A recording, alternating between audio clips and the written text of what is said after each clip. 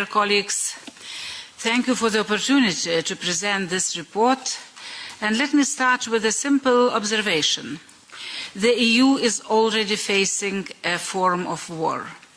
Not conventional war, not tanks crossing borders, but drones over military sites, sabotage of undersea cables, GPS jamming, arson, assassination plots, cyber attacks on hospitals and energy grids, weaponized migration, foreign information manipulation and interference, and more.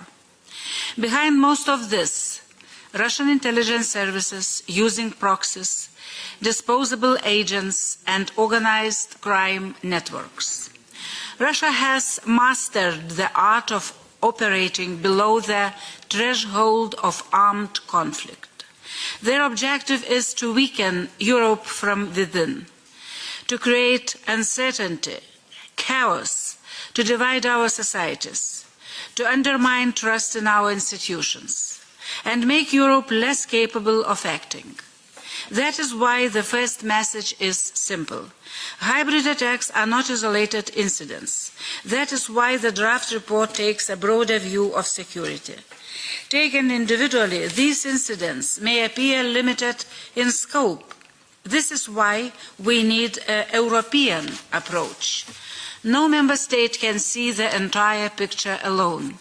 The EU's added value lies in its ability to aggregate information across borders, identify coordinated campaigns, detect patterns.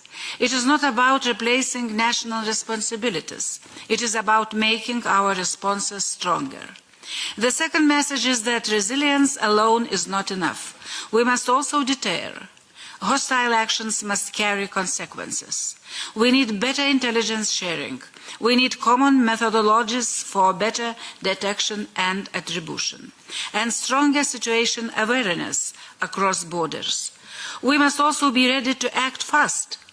We need operational playbooks. We need pre-agreed response options. The third message is that deterrence depends on capabilities. Political declarations alone do not deter hostile actors. Capabilities do, and will to use it. Hybrid threats do not distinguish between civilian and military targets. The protection of cables, ports, transport corridors, energy networks, and communication systems is not only an economic issue, it is a security issue. That is why security and defense requirements must be embedded into infrastructure planning, development, and financing from the very beginning. This requires governments, armed forces, infrastructure operators, and the private sector to work together more closely. Dependence on high-risk non-EU countries, particularly China, for the supply of network-connected hardware and software assets is strategic vulnerability. As these technologies can access, transmit, or control systems remotely.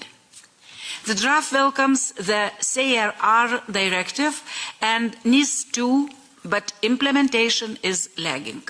And that lag is a vulnerability. Another key element is the protection of our information space. The information environment has become a strategic battle space. It must be treated as a security domain.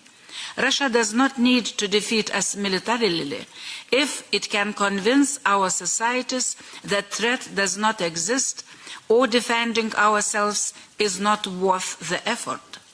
Finally, the draft also underlines the importance of EU-NATO cooperation and the importance of supporting partners like Ukraine, Moldova, and the Western Balkans. They are the testing grounds. We must help them and learn from their experience. Colleagues, the question is not whether Europe is being targeted. The question is whether Europe is prepared to respond. Europe must become faster, more coordinated, more capable, and more determined to act. Thank you, and I look forward to working with all political groups to strengthen the report.